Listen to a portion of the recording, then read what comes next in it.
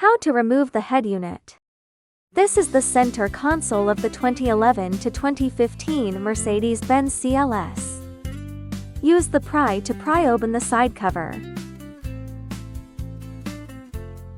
Use the screwdriver to remove the screws fixing the air outlet panel.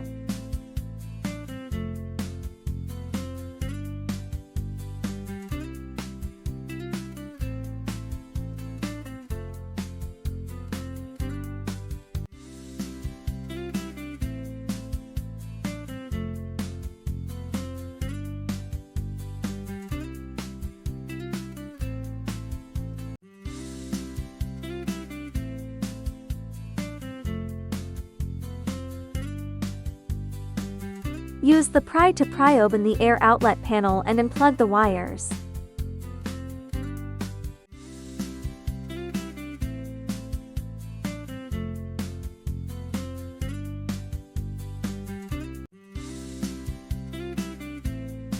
Use the screwdriver to loosen the two screws fixing the head unit.